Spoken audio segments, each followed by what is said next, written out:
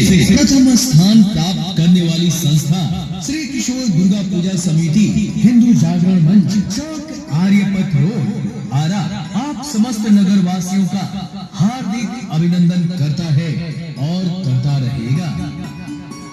आप लोगों ने कैसे सोची कि जिन महाराज दशरथ ने अपने वचन के लिए अपने प्राण दे दिए, जिस श्री राम ने पिता के अपने मुख से ना कहने पर भी पिता के वचन की आन रखने के लिए एक भरा पूरा साम्राज्य तिनके की तरह छोड़कर वन का रास्ता ले लिया, उन्हें दशरथ का पुत्र होकर, उस श्री राम का छोटा भाई होकर ये भरत ही ऐसा नीच निकलेगा जो अपने बड़े भाई का राज हड़प कर जाएगा। मैं गुरुजनों से प्रार्थना करता हूं, मुझे ये पाप करने की आज्ञा न दे जिससे मैं रघुकुल का एक कलंक कहलाऊं। वैसे कलंक तो मुझे मेरी माता ने लगा ही दिया है, लेकिन आप लोग तो मुझ पर दया कीजिए। मैं इस राज्यसभा के बीच खड़ा होकर घोषणा करता हूं, अयोध्या के राजा केवल राम है। वो इस वक्त जहां भी है उसी दिशा में मैं उन्हें शत शत प्रणाम करता हूं। और उठाइए वो राजमुकुट और राज्याभिषेक के वो पवित्र सामग्री और चलिए मेरे साथ वन, ताकि जिसका यह अधिकार है उसका राज्याभिषेक वही वन में करके उसे अपना राजा बनाकर अपनी अयोध्या वापस ले आए। आप सभी मेरे साथ चलने की कृपा करें। गुरुजन, मेरा यह संकल्प सफल हो, यही आशीर्वाद प्रदान करें।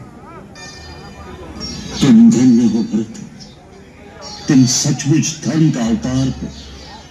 तुम्हारे कई पूर्वज राजा प्रतापी और पुण्यात्मा हो चुके हैं, किंतु धर्म के सामने इतने विशाल साम्राज्य को तुच्छ समझने वाला तुम जैसा महात्मा आज तक कोई नहीं हुआ। तुम राजाओं के राजा हो भरत, तुम धन्य हो। तुम्हारी सदा जय हो, सदा जय।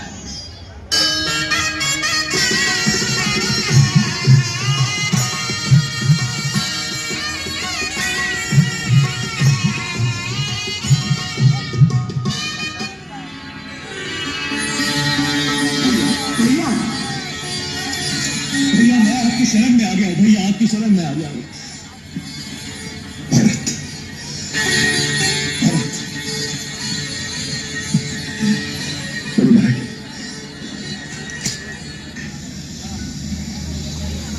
नहीं, जिस पापी के कारण आपकी ये दशा हुई है उसे भाई मत कहिए।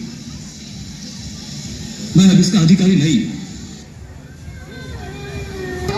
प्रणाम भैया, प्रणाम। नहीं लक्ष्मण, मैं इस योग्य नहीं कि तुम मुझे प्रणाम करो। मेरे मन में पाप नहीं, मैं स्वयं मूर्तिमान पाप हूं, जिसके कारण भैया, भाभी और तुम्हारी ये दशा हुई। ऐसे पापी को प्रणाम मत करो। गुरु वशिष्ठ ने महाराज जनक से बोले, आप दोनों परिवार में सबसे श्रेष्ठ हैं, आप ही इसका निर्णय निकाले। फिर गुरु की बात सुनकर महाराज जनक ने भरत से कहा कि तात श्री राम के चरणों में बैठकर पूछो उनकी प्रसन्नता किसमें है और वही कार्य प्रेम की पूजा समझकर करो। भैया, भैया आज्ञा दो, मुझे क्या करना है? जीतने वाले नीचे नहीं बैठते भरत। मेरे भाई, आज राम तुम्हारे प्रेम के सामने हार गया। जो राज्य तुम मुझे देने आए हो, मैं उसे स्वीकार करता हूं, परंतु पिताश्री का वचन भी झूठा न हो, इसलिए मेरी तुमसे प्रार्थना है।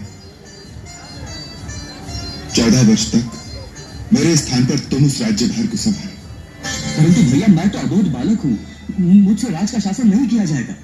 गुरुदेव, आर्य सुमंत और अन्य मंत्रीगण इसमें तुम्हारी सहायता करेंगे।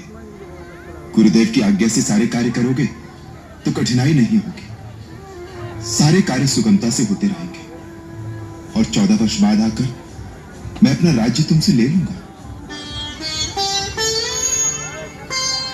परंतु एक बात याद रखना भैया, 14 वर्ष के बाद यदि आपने आने में एक दिन की भी देरी की तो इन चरणों की कसम खाकर कहता हूं, आप अपने भरत की चिता जलती देखेंगे।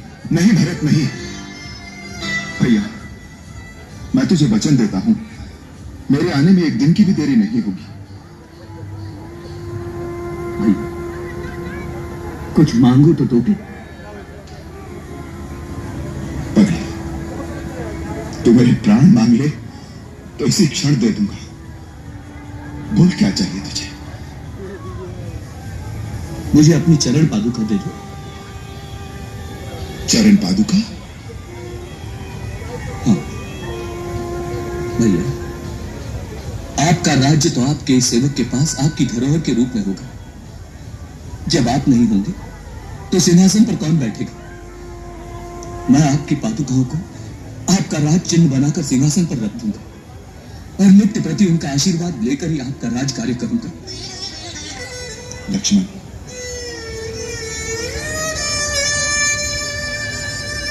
महात्मा भरत, तुम धन्य धन्य हो, तुम्हारी सदा जय हो।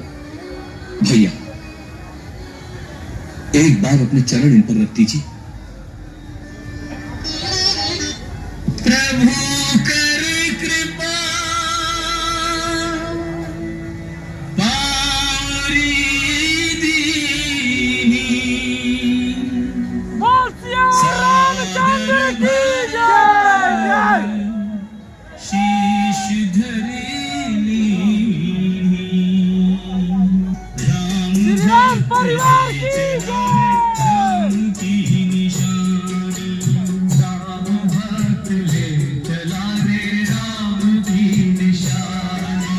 शीश पर खड़ा अखियों में पानी, राम भक्त ले चला रे राम की निशानी। राम परिवार की जय। चलिए भैया, ले चलिए।